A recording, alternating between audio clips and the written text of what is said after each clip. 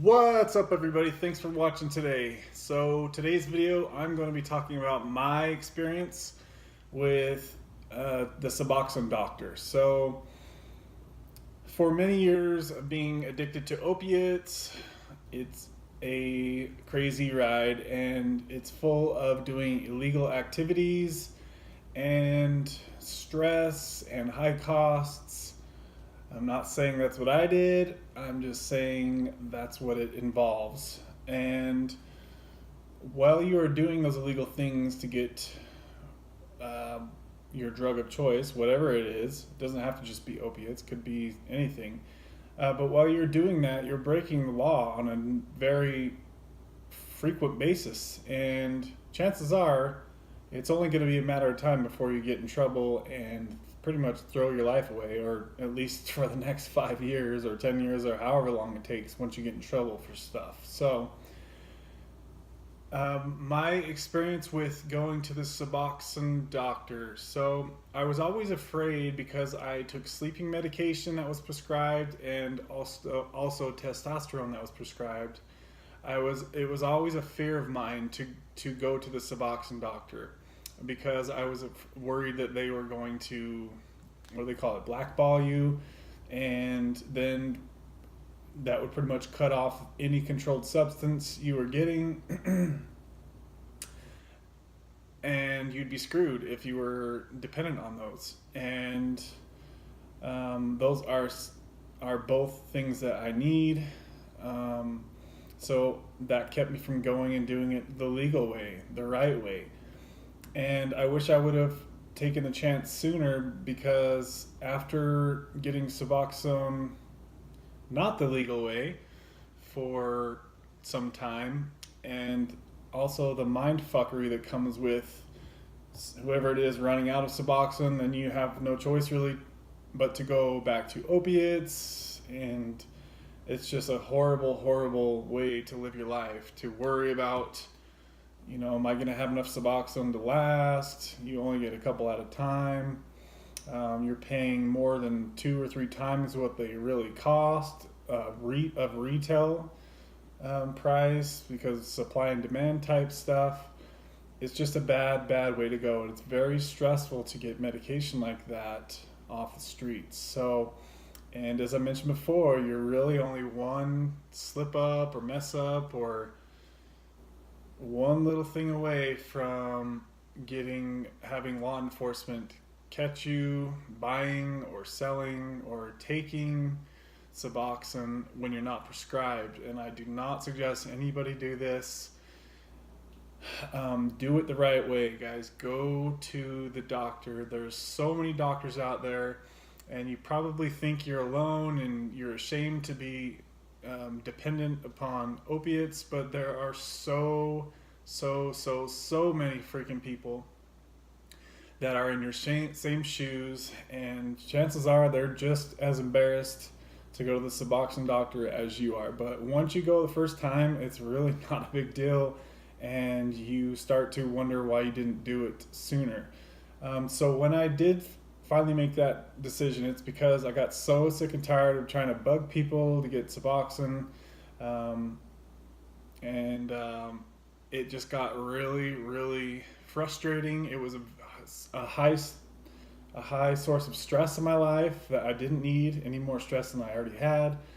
And so I just got fed up, and I said, fuck it, I need to go try to do this the right way so I can get things stable. You don't keep flip-flopping back and forth because your friend ran out or whoever ran out. So let me get into the story now. So I went in and I felt embarrassed the first time. You feel like everybody in there is talking about you or looking at you, or it's a weird feeling the first time, but hey, anything is uncomfortable the first time, right? So when you're not used to it. So before long, the second, third visit, you felt like, it was, hey, what's up, guys? Like, you just know that everybody there, generally the idea is that people are getting help at the place. And for me, the doctor, so it was separate. You'd have the doctor and you'd have the psychologist. And the doctor that was there, oh man, he was so old. He was barely even coherent. I have no idea how he was still certified to be a doctor. It was amazing to me. He literally, you couldn't even understand what he was saying when he would talk. Um, it was kind of funny in a way, but in a way it wasn't, because you're paying this guy $100 just to say, "Oh, everything's good. Okay, here's your subscription." And then you have the other side of it is, when I believe it's called the MAT program. So what I would highly suggest to any of you guys looking for this, just Google it or search on the Suboxone website for Suboxone Doctors. I would highly suggest that you guys get counseling at the same time. Usually you can get it with the same provider, like the same building or same office. I would suggest that rather than doing it separate, but either way, it's all good as long as you're getting counseling. They really, really, as long as you can tell that your counselor has, your best end goal, I mean, the best interest for you, and as long as you don't feel like you're just another number to your counselor, then I would say stick with them, because I feel like any of the people that work at the front desk, of course you're going to feel like another number because you really are to them. They don't know what's really going on because they're not talking to you about the deep stuff. So you're going to feel like you're another number. You're going to feel like you're getting ripped off by them. You're going to feel like you're getting ripped off by the doctor more than likely. And this is just my experience. You guys may have totally different experiences, and that's fine. This is just my experience. So doctor visit portion of it to me was a waste, but I did like that they drug tested me, because that is motivation to stay on the straight and narrow. I never failed a drug test. So the fact that I was getting drug tested, I was getting counseling to help me with my what do you want to call it, PTSD or past issues. That was helping me a lot. I was really looking forward every week to talking to him. He was like a buddy that it's really hard to talk to your best friends or your friends or family, because that there's going to be some sort of judgment with that. But when you're talking to somebody that doesn't know you, they really can give you a good perspective, and you don't need to feel like you're being judged, because they're truly there to help you. And if you don't feel like they are truly there to help you, then find a different counselor. Now, I would highly suggest to Google search and read the reviews. I would say definitely try to get the higher star reviews on the clinic, the best. I mean, people are having good experiences there, then they're going to put good ratings. It's just as simple as that. You should always, when searching for anything in life, whether it's a new car or a real estate agent, look at the ratings, the reviews. You need to always find the best review. I mean, if you're going to be paying a certain amount of price, you might as well get the people that do the job the best, right? So definitely check out some of their reviews. If they have horrible reviews, then don't go there. It's that easy. Okay, so fast forwarding on. So I had counseling, and right from the very start, my doctor was talking about trying to taper me. And he said some people do choose to stay on for long term. And he said we would be start tapering pretty soon. So he got me right up to 16 milligrams right at the start, which I had been familiar with that dose. Mostly I took 8 milligrams, but I was okay with taking 16. So that's what they started me out on. And then it was literally like 4 weeks into it. He's like, "Hey, let's go to 14 milligrams."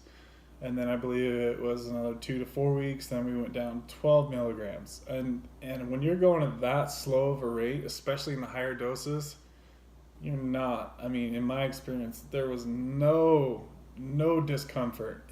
If you go slow with this, it's going to be so much easier. Your body doesn't even tell a difference when you're going that slow. So if you can spread this out over a year or two for your taper, and this gives you a chance to get steady on Suboxone, okay, and not jumping back and forth between opiates and Suboxone.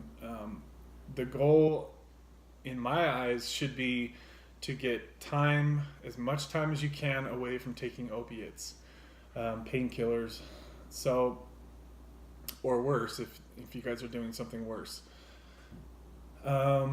Okay, where to go from there?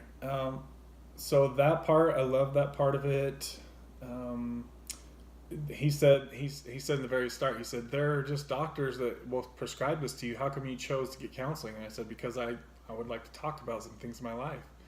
And like I said, it was one of the best things I've ever done for myself. So guys, if you haven't had a counselor, especially when it comes to addiction, I highly suggest that you do that because that's what they do for a living. They know certain things. They help you identify triggers. Oh, I can't stress it enough. You guys got to check into this if you haven't done it. I look forward to going to my counselor every week. So, where do we go from here? Okay. I do have to admit that it was, and they even told me, they said Walmart doesn't want to refill Suboxone. They're weird about it. So I was like, okay, that's kind of weird. So I had to go to, I believe it was Rite Aid. And even there, I could feel the judgment from the pharmacists. You can tell that they look at you weird, like you're a freaking crackhead druggie living on the streets.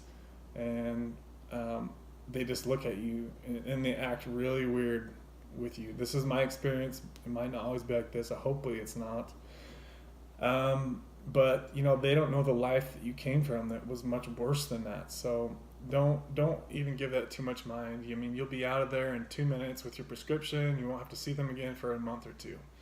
So don't let that stuff stress you. I told my counselor from the start, and this is what I would suggest to you too, if you're worried about other medications that they stop you from taking. Ask your counselor before you even start this. Say, hey, I'm taking this medication or this medication.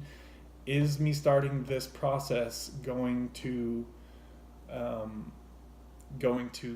have me disqualified from continuing that medication? And he said, he even told me right from the start, no, you should be okay. You know, I just kept seeing my other regular doctor for that medication, my normal family doctor. So just call and check first. Don't quote me on that. It could be different. Maybe I got lucky with that. Maybe some of you guys, my subscribers, can chime in and tell us if they had the same thing happen to them. I've been to other doctors. They've never said anything about it. They've never brought up any type of addiction issues. And I would think that if that was a red flag in the system, that somebody would be saying something to me, and they sure wouldn't be continuing to subscribe me testosterone and sleeping medication. So I would say don't let that be the thing that stops you from going and doing this the right way. The entire process of getting counseling help and getting a solid subscription to where I don't have to worry about always running out and worry about breaking the law to go get more. It's such a stupid and risky thing, and not even to mention the possible health risks that you're putting yourself through. You know, your doctor, even though the guy was kind of a freaking, I'm not going to dive into that, but what else can I tell you guys? Oh, another thing, if you have health insurance, it could cost you pretty much nothing. I mean, I think at one point I was paying $5 for the prescription. So that alone is such a huge savings. Even if you have to pay for this stuff all out of pocket, it's still cheaper in the end than buying it off the streets. Because there's also a thing now called GoodRx, which wasn't around. But you guys, any of you guys that don't have health insurance but have prescriptions, download the GoodRx app and type in whatever prescription it is, and wherever you get it refilled at, it will list you huge savings. That app will save you so much money if you don't have health insurance. So thank me for that. If that ends up working out for you guys, it's free. There's no contract or weird stuff. You literally just download the app, GoodRx, type in your medication, and boom. I get my testosterone 3 months supply for $35 at Walmart. Kidding me? That's freaking awesome. So I haven't even looked to see what Suboxone would be on there. You guys let me know. So guys, what I'm trying to get at here is you have to take certain steps in life to progress, especially in the topic of addiction. This is something I recommend for everybody, and I was able to, while I was getting 16 milligrams, I knew I had to make an exit plan because I was planning on leaving the States. So I did kind of stockpile some of the medication. I'm not recommending you do that. But at the time, my health insurance was running out. So I made the last prescription end up lasting like 6, 8 months. I still have some of it left because I tapered so much. What else can I tell you guys? I think that's about it. It's just such a better way to go. If you have to be on Suboxone, do it the right way, guys. You'll thank me later, I promise you, unless somehow, some way you get punked off of your other medications. If you have no other medications, you don't even have to think about that. Yeah, that's really all I have to say about that. So have a great day, guys, and we'll talk to you soon. Bye.